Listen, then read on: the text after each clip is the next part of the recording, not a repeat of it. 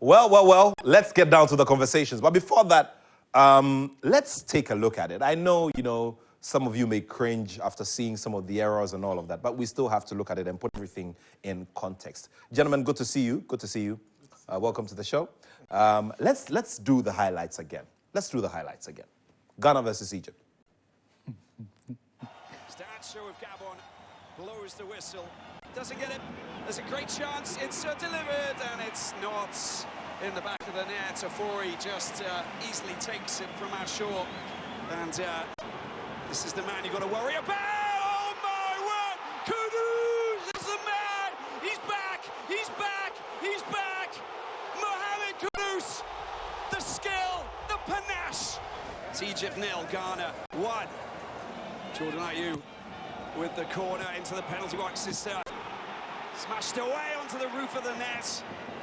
Yeah, get it over the top. I'll latch onto that. High ball over the top, and there's danger. Oh, it's in the back of the net, surely. There's the goal, but no. There is flag up on the other side. Cuts inside, a little bit of space, puts it on his right foot. Is he going to go for the shot? Needs to go for the shot, maybe. Does go for the shot. Great save from Ivory. It's going to be pulsating stuff. They're giving the ball away. Oh, that's a back pass. It's in the back of the net. Marmouche has done it. Egypt equalise. Gets the ball. There's Kudus. Left for the shot. It's in the back of the net. Less than a minute later. Kudus. He's the man. He's back in business. Trying to play the 1-2. A little bit of a misunderstanding. But Trezeguet got the ball back. It's in the back of the net. This is just madness. We absolutely love it. Remarkable. There's the delivery. Can they get their goal? Oh my word, that was super close. Final score, Egypt 2, Ghana 2. As we get this game underway, start show of Gabon blows the whistle. Doesn't get it. There's a great chance. It's delivered, and it's not in the back of the net. Ivory just easily takes it from our shore, and this is the man you've got to worry about. Oh my word, Kudus is the man. He's back. Mohammed Kudus. Well, we'd have to get Kudus in here one of these days so he tells us why he decides to go and sit on the advertising boards, the LED advertising boards. Gentlemen, from a Ghanaian perspective, you'd have wished that it had gone otherwise and some of the chances had gone in. But here we are. On the days when we score, we leak very badly at the back. That's for sure. And I think in the last few weeks, we've been talking about building from the back. And yesterday was a clear example of what Ghana should have done right by, building from the back. Tactically, the coach got it spot on. I advocated for the start of 4-4-2 system against an Egyptian that are very competent with a 4-3-3 system. So if we went 1-1 in 1v1, they were going to be better in terms of 1v1 against our players. So I thought 4-4-2 tactically was a perfect system for the coach and for the Black Stars. But however, what we failed to do was to keep the back, especially the defense, keep the cohesion. That was what the problem was. And I've always said that we didn't have a fullbacks. The fullbacks, for me, the left back and the right back, yes, we saw some good signs from Ayew, but it wasn't enough to really bring that, to steady the defense into that era we wanted to bring the whole game to. Another thing is that I also said that Atiziki, for me, is better than this goalkeeper. Because, Ivory, for me, 1-on-1, he's not too good with his feet. And that, for me, you saw the goal Mamouche scored. He could have, be a bit, anticipated well and closely, guard the first ball rather than just going down easily. Those were one of the few things. But the most important part of the game was in the 62nd minute when Ashmiro went off. Because when he went off, we moved into a shape of 4-2-3-1 again. And that's where the dynamics of the game changed. Because when Ashmiro was on, in transition, he gave an option to Kudus. And so Kudus could actually find himself in those brilliant spaces that he wanted. Because he was in transition, he could, dribble, he could handle the ball, he could make those runs into the half of the Egyptians. That was one of the positive things. The third part of what really also affected our team was the fact that we lost concentration throughout the game. I just think majority of the goals, I've heard a lot of people talking about the Naki pass. Yes, but how about the Odoe who stood and then, you know, Mamouche and the rest of the players came past him as well. So we lost concentration throughout the game.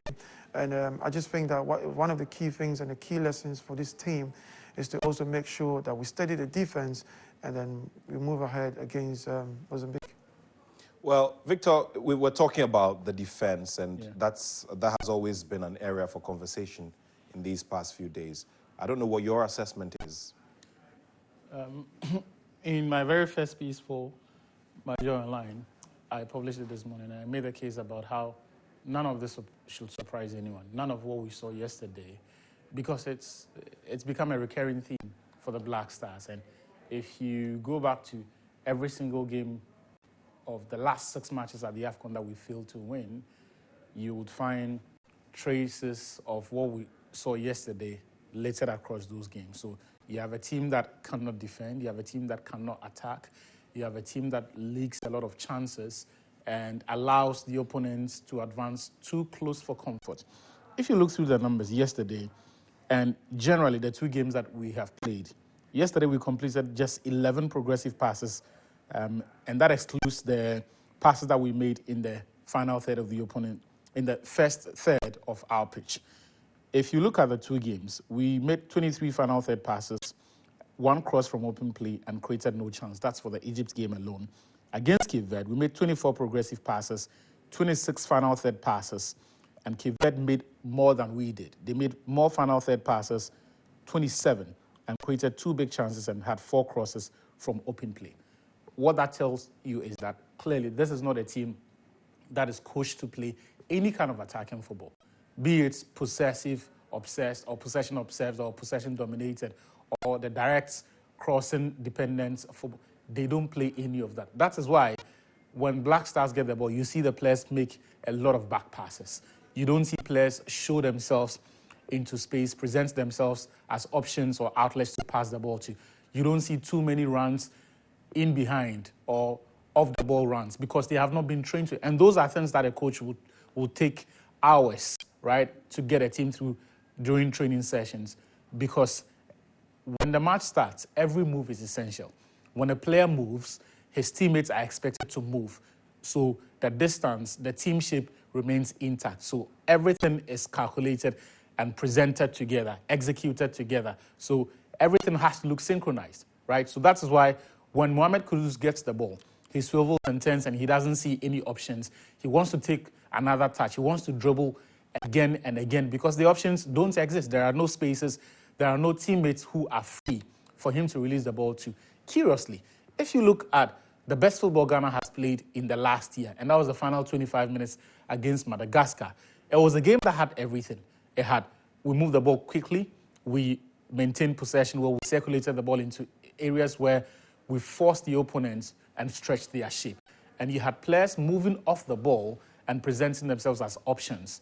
It was a game where the handbrake was completely off. We played with a lot more freedom, but that is the exception rather than the rule when it comes to the Black Stars.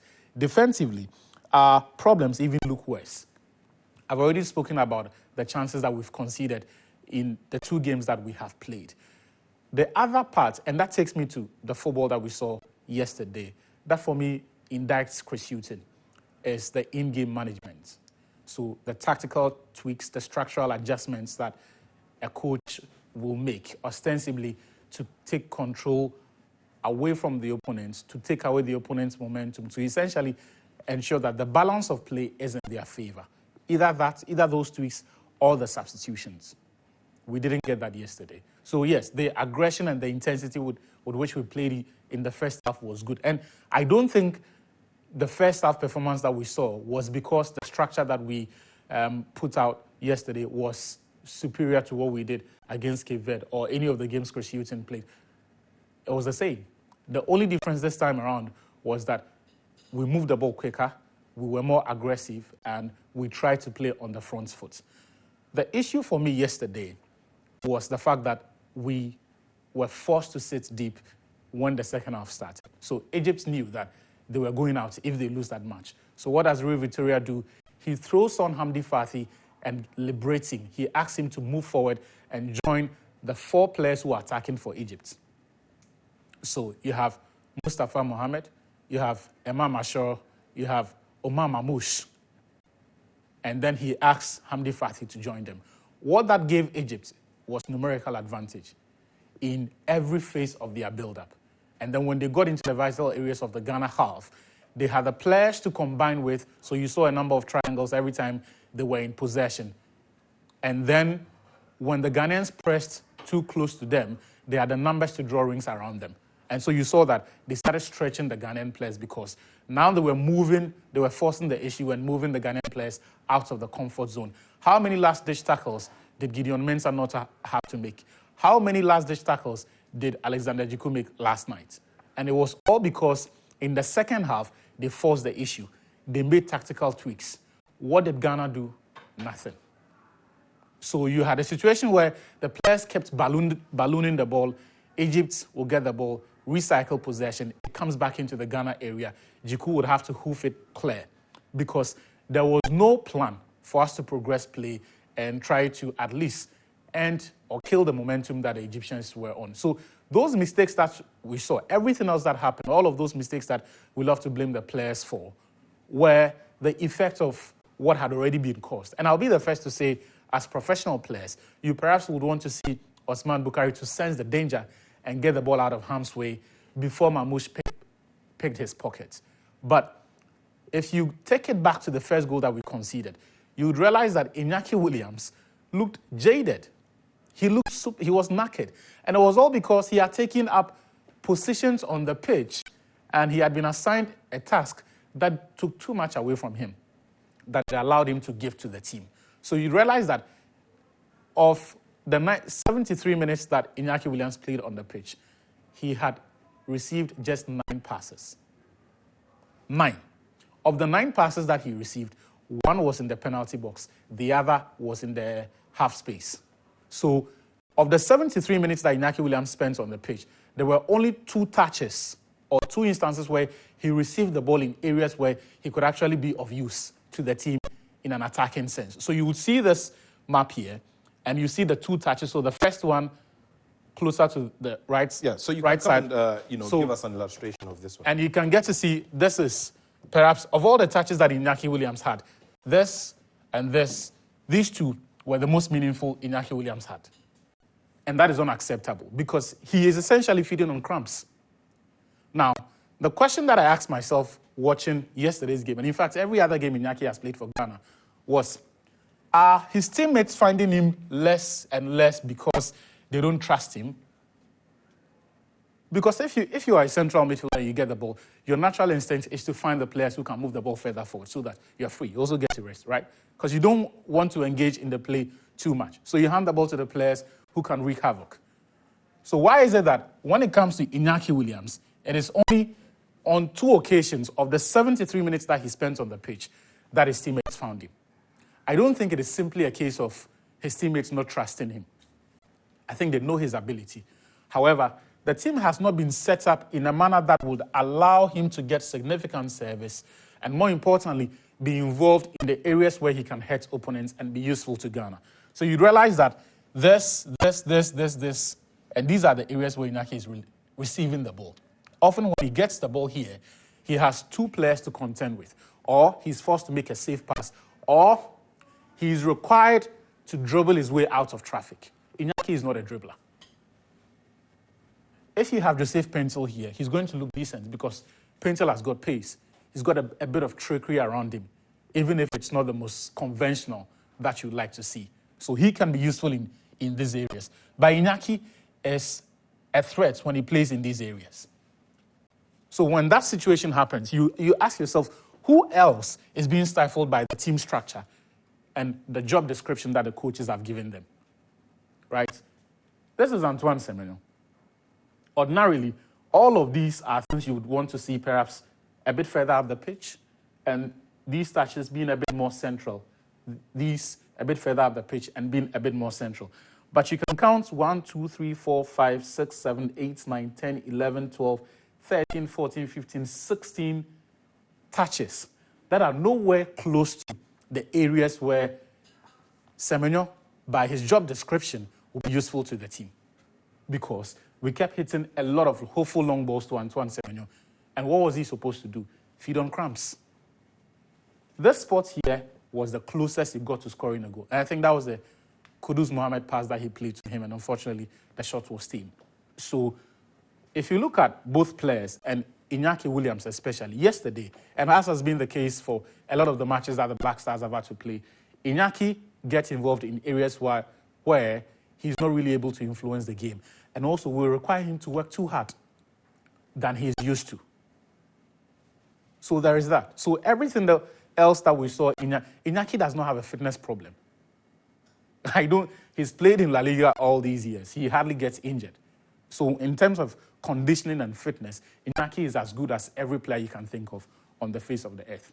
But unfortunately for him, he gets deployed in a situation where he does too much off the ball, and by the time he gets the ball, he's tired and he's not able to influence the game.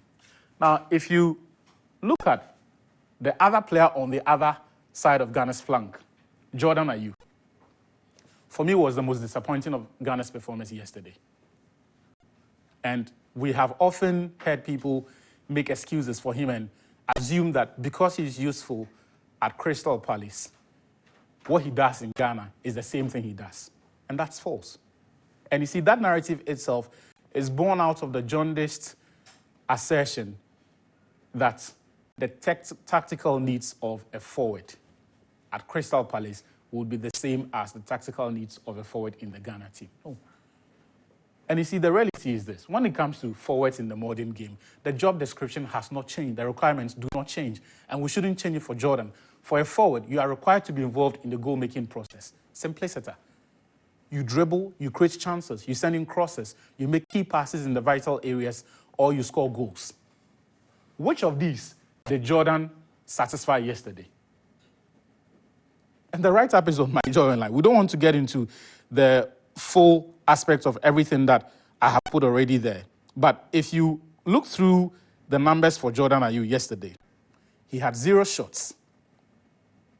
Of the 90-plus minutes that Jordan spent on the pitch, he had 0 shot attempts. He made 1 touch in the opponent's box, and that is this. He had 1 key pass, made no successful passes in the final third, completed no dribbles, even though he tried twice, and he was dispossessed on 6 occasions. 1 of those resulted in the first goal. And that for me was what broke my heart, because he had an option. There was a central midfielder close to him. 5 yards further up the pitch, there was Iñaki Williams in space. So Jordan held on to the ball. And yesterday was not one of those cases where you could tell that he was drawing fouls in areas where it could hurt the Egyptians. A lot of those fouls were unnecessary because he had the option of releasing the ball to an opponent and maybe allow the players to play with the ball a bit further and take the sting out of the game. Because like it or not, there were instances where the Black Stars also needed the momentum. We needed to build something and give the Egyptians something to think about. Because once play stops, every team resets. They assume their natural shape and they get into a comfort zone. So you would have to work again for the spaces to appear. And that was another thing Jordan took away from our game yesterday.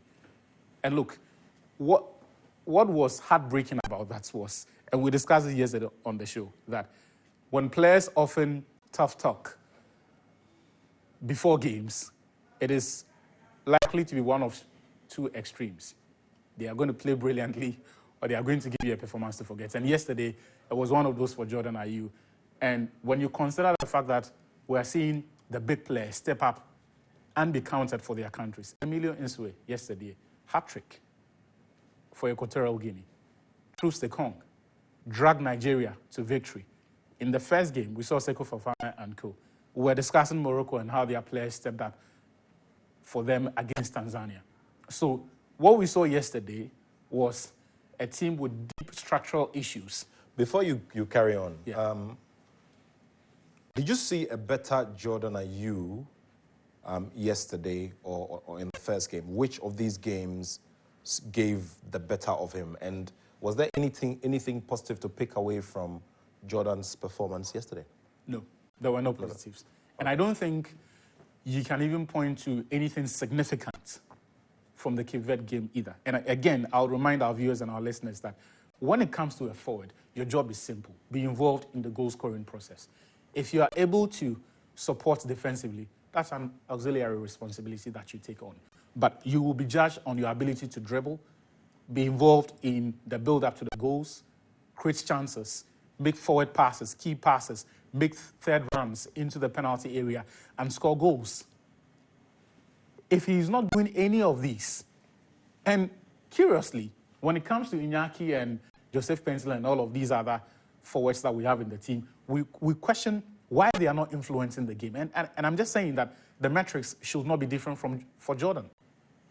Final thing that I would like to say about Iñaki and even Osman Bukari. These are professional players. People should slow down. They will get over it. We understand that they care. We understand that this will get to them. But they are professional players, and they also know that these mistakes draw criticisms. If need be, that, say, a psychologist speak to them, I'm sure the technical team and the management will handle it. But eventually, they will get over it. Well, that operation is also one very crucial one when it comes to national teams and organizing them for tournaments such as these. The, psychology element, which is something we haven't played on too much. Yeah. Could you,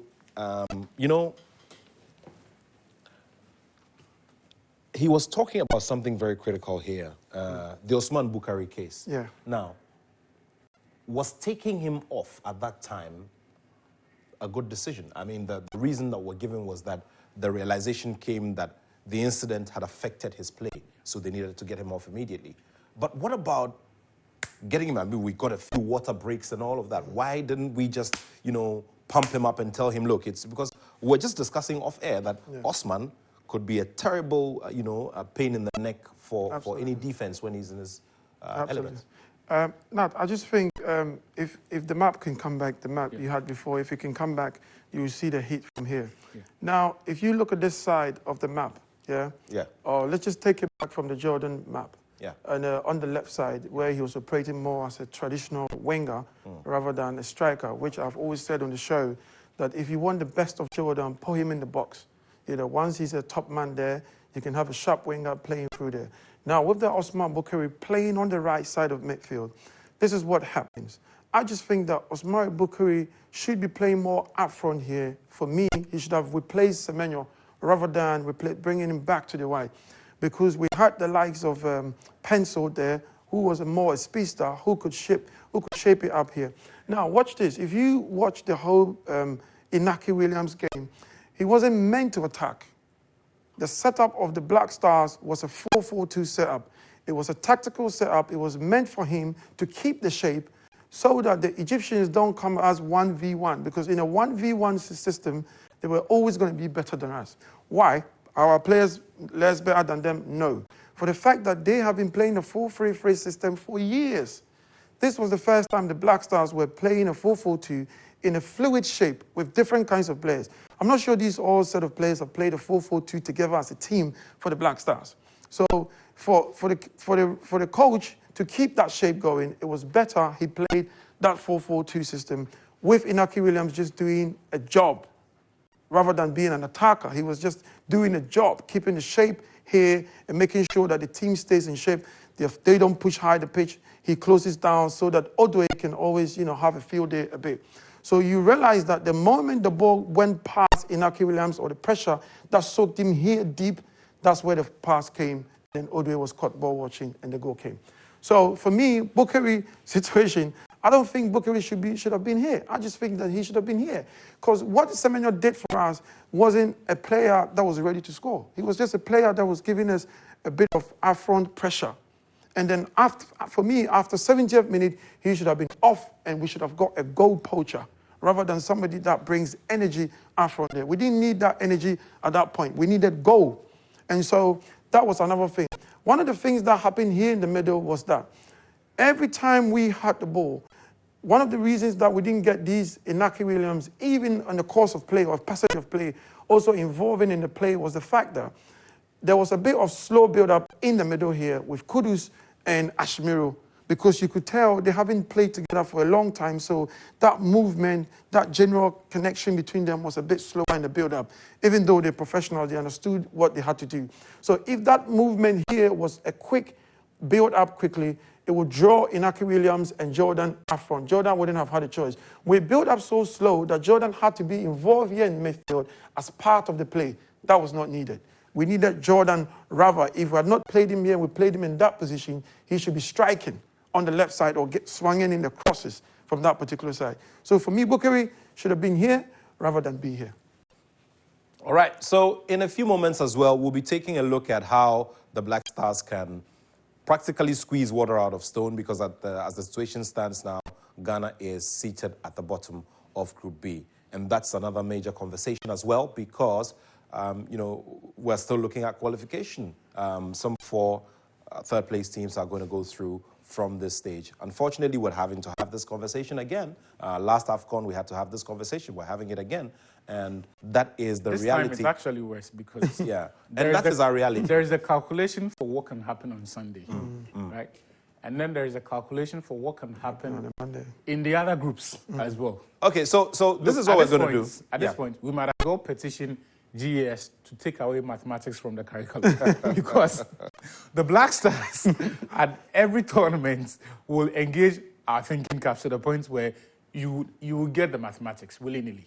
You will get it. You'd have to get it. There's no point going to school for it. All right, so I'm going to put these mathematical, problems to Kwejo and Ayew here so that we have a good look and a feel, so that we look at the various scenarios and have them, at our fingertips and by our palm, so that then we can start realistically looking at or realistically forecasting for the next stage of this competition. Well, we're still here on AFCON today. It's on Joy News, then on Joy Prime. Of course, the whole team, the rest of the team is on Joy 99.7 FM, bringing you game plan as well. So all of that is happening right about now. We'll do a round of messages, and after that, we come back to look at the reality on the ground. Who scores who scores less goals, who loses, who draws, so Ghana can go through. This is AFCON today.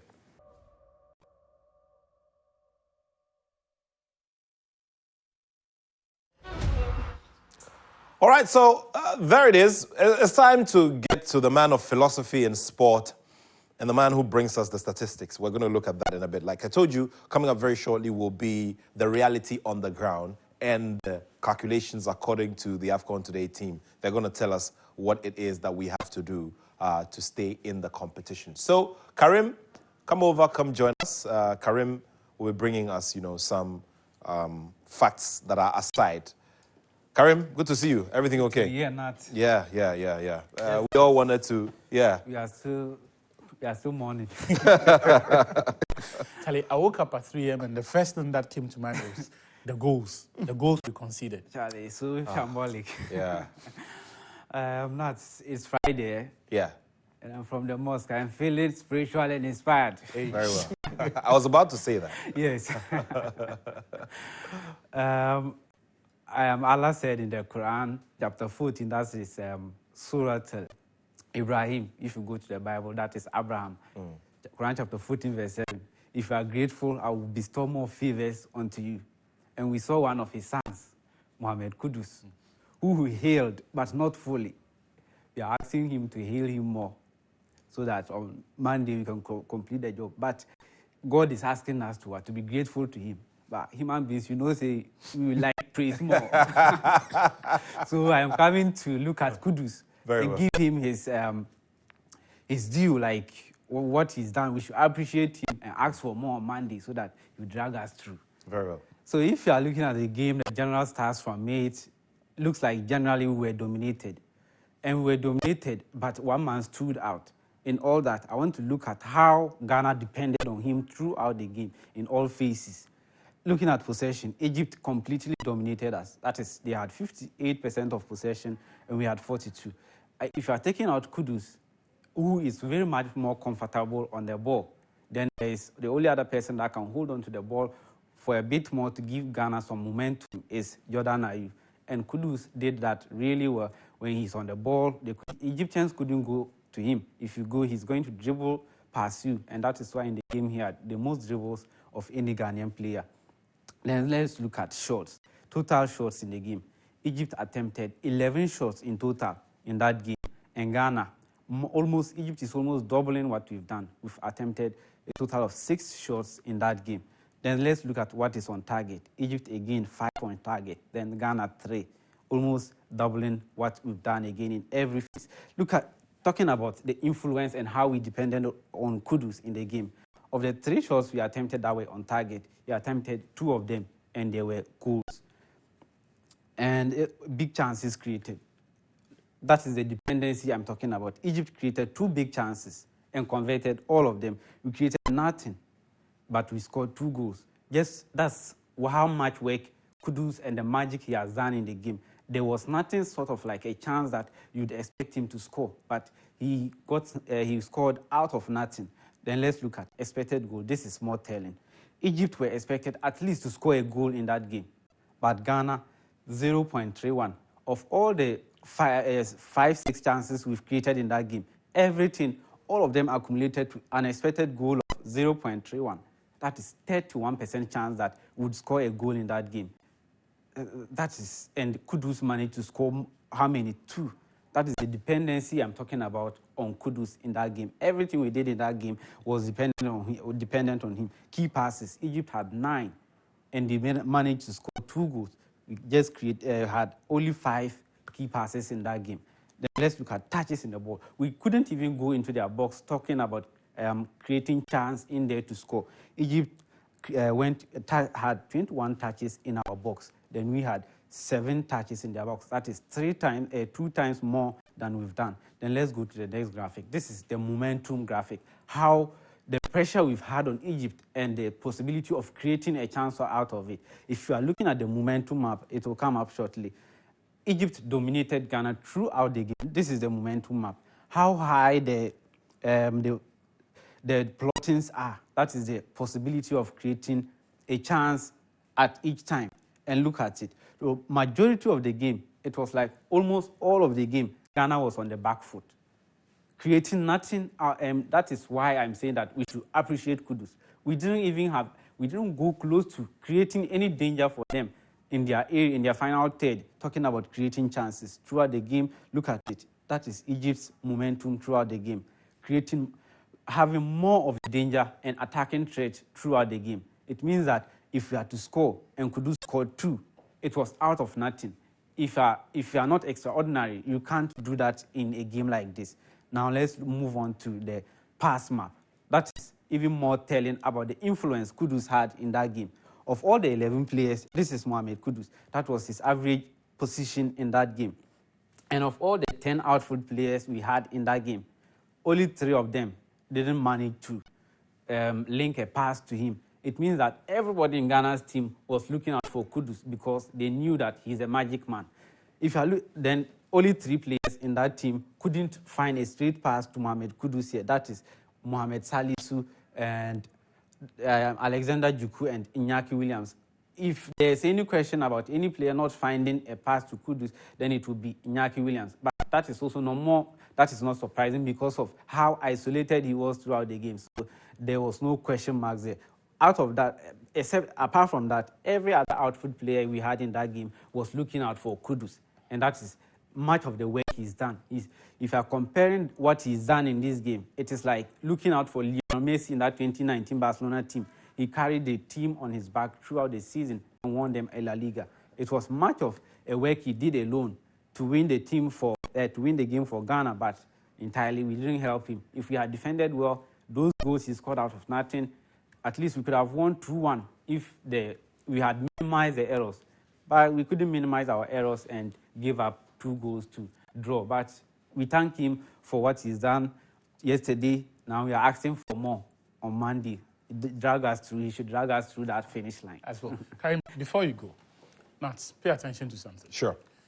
This is Mohammed Kudus. Yes, that was his average position throughout. He is supposed to face the Egyptian goal. Come this way so we see you. Yeah. He's supposed to face the Egyptian goal. Every single pass Mohammed Kudus made, bar one, was in the negative. Every single pass. Either went sideways. In fact, only 2 went sideways. Only 1 went sideways. The rest were all back passes.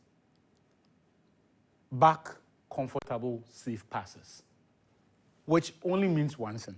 The options to progress play were non-existent. And that is damning. If in a game that we threw in our best player and who was supposed to be our creator, right? He sets the tone for how the team attacks and determines which zones we attack, which areas of the pitch we attack. If that player found one player in a good position to pass in all 90 minutes, then there was something with the game. There was something wrong with the game plan. It means we did not equip Mohammed Kudus. And this is important because if you remember, I made the same arguments for Iñaki Williams, that they were receiving the ball in areas where they could not combine with their teammates. Conversely, if you look at the heat maps of Omar Mamouche, Mustafa Mohamed, Imam Ashur, they combined a lot, especially in the first 20 minutes of the second half. Because as I said, they had pushed Hamdi Fati further forward, liberated him, and asked him to go and combine with his teammates there. So they would create overloads on one side and flood Ghana's area with combinations and those triangular passes and movements. Essentially, they were able to stretch the Ghanaian team and create those chances. Our structure, our game plan, did not equip our players to do that. Okay, guys, with all of this said, now we want to look at the reality of the situation. What happens to us now? We win, someone draws, someone loses. Let's get into the details before we review Nigeria versus Cote d'Ivoire. So our first prayer session has to start now. So Okay. Get your Bible. Well, Karim has started from the mosque already. So get your Bibles, your incense, candles, whatever it is that works for you. Because we are going to need a good result from... So what kind of good result, for instance? Cape. Okay. They have a better head-to-head than us. Okay. So it would be in our interest if they have an automatic qualifying slot and we don't have to slug it out for the third place. Meaning they beat Egypt or they draw with them? Yes. Okay. No, but today they are playing... Mozambique, sorry. Yeah, so if they win, 6 points automatic qualification. Very well. That means that is one team out of the equation. That also means that if Egypt are able to, and it's likely, Egypt beats Cape Verde in the final game, it takes them, and I say this because by that game, Cape Verde will have nothing to play for. They have 6 points, they would have guaranteed qualification. So it will be Egypt who will be better motivated, and with the quality they have, we presume that they should be able to get their results. That would mean that Cape Verde are on 6 points, Egypt are on 5 points, because they've accumulated 2 now. And then if we get a high-scoring result against Mozambique, and that's where the problem is. When was the last time the Black Stars won a game at the AFCON? And what was the score? 2019. Against Guinea-Bissau, we won by 2-0. We would have to beat Mozambique by 2-0 or better. Come on. Because we have a goal deficit of 1. So I don't even want us to think about the event of Mozambique getting a win or a draw in this game, because then you will get a headache. What that would mean is that if Verde will go into the final game with 4 points, and if they draw with Egypt, it takes their points tally to 5. Egypt then have 3 points. Then Mozambique, who by then would have 2 points, will know that they have to play their game of their lives. And as I've said, the Black Stars, the current iteration of the Black Stars, are chokers. They choke when the stakes are high. Well, guys, I don't want to think of a scenario where we will be required to beat Mozambique by a high-scoring margin, especially if they also need the results. That's why I'm saying let's pray for a Cape Verde win today. And also, on Monday, let's beat Mozambique handsomely. Well, so a good result for Cape Verde, and let's beat Mozambique handsomely. Well, I know the people and our friends in Maputo are not agreeing with us on this one at all. Let's do the highlights from Nigeria versus Cote d'Ivoire quickly, and then after that we'll get down to the other previews for today. All of us in wonderful scenes here. We're underway at Alassane Ouattara. It's Nigeria in the white to get us underway. They're attacking the goal to the left-hand side. Victory is certain. Some men will be disappointed with the finish. Now some pressure and a mistake at the back. Communication between Zaidu Sanusi and Stanley Nwabali perhaps needs a bit of improving, but in the end. If Equatorial Guinea-Bissau are already out of the tournament, they could obviously have a right to get 3 points off them. So that is the half-time break. Mustafa Gorbel, your thoughts, Daniel, on the first? The 23-year-olds for the Ivorians yet to really be tested by Africa's #1. Cote d'Ivoire get us underway. Second half. Will we have a winner? Cote d'Ivoire stymieing their progress. I think that was a little inadvertent from Sangare.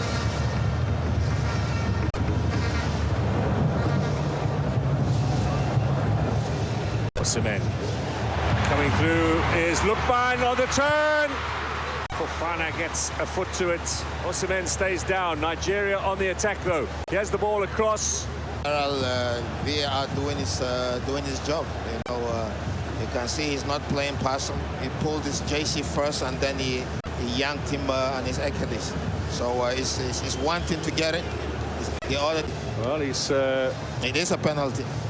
He's listening to the VAR official, who is Mr. Ben Brahman, is referee Gorbel. Penalty. And he is going to go and check it. So you called it, Daniel. Let's see what the decision will be here from Mr. Gorbel. But Diomande is the defender. That's difficult from that angle for the referee to tell.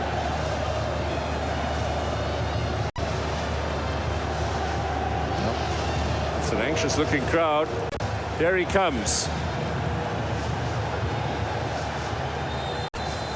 VAR check, penalty. The Nigerians up against Fofana, slams it in the back of the net, and Nigeria have the lead. We wait for the final whistle. There it is from Mr. Gorbel. Nigeria have beaten their first Cup of Nations. They'll be, I'm sure, taking all of this in. Wonderful scenes here. We're underway at Alassane Ouattara. It's Nigeria in the white to get us underway. They're attacking. All right, so there it is. Nigeria staging a big recovery and bringing back a whole new dose of hope for their fans. Yes, I just think Ivory Coast made it easy for Nigeria. Nigeria played well. They defended so well. Ivory Coast had no proper centre forward, so they played the ball through the wide areas, and it was good for Nigeria to defend. And in the course of play, Osimhen, also for me on the day, apart from causing the penalty, you know, dropped more deeper, played a bit as a number 10. He was part of the build-up in the passage of play. He created a lot of chances himself as well, bringing his players also to the forefront. So it was obvious when he went off, you could see Nigeria's attack was a bit, you know, destabilized a bit.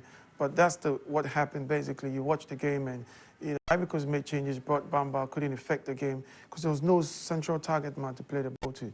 And they kept playing on the wide, which was very comfortable for Nigeria to defend. So Nigeria back into the stories of who could just make it into the final stages of this competition with that performance. Of course, disappointments, you know, in Abidjan, but it's still not done yet. They've already bagged some 3 points. Like Guinea-Bissau, done and dusted. They'll just feature in their final group game, and they'll have to pack bag and baggage. Let's quickly take a look at Equatorial Guinea and that big result that was recorded yesterday as well. So Equatorial Guinea, you know, they put up this performance. There it is. We'll do the highlights, and then after that we come in for analysis. In 2012, the last time this happened was in 2012 competition. Little ball in from Gannett, looking for it. Swell, is it on goal? Chance for the first one. It's come. Mane is not 100% fit. I think that's why he was left out in the first game. Because you can see how slow. Kasama leading the midfield charge. Rodriguez at the back post. Rodriguez, surely. There's the equaliser. So are you going to say that Guinea-Bissau have their first goal? Yes, still a goal. Scored a goal.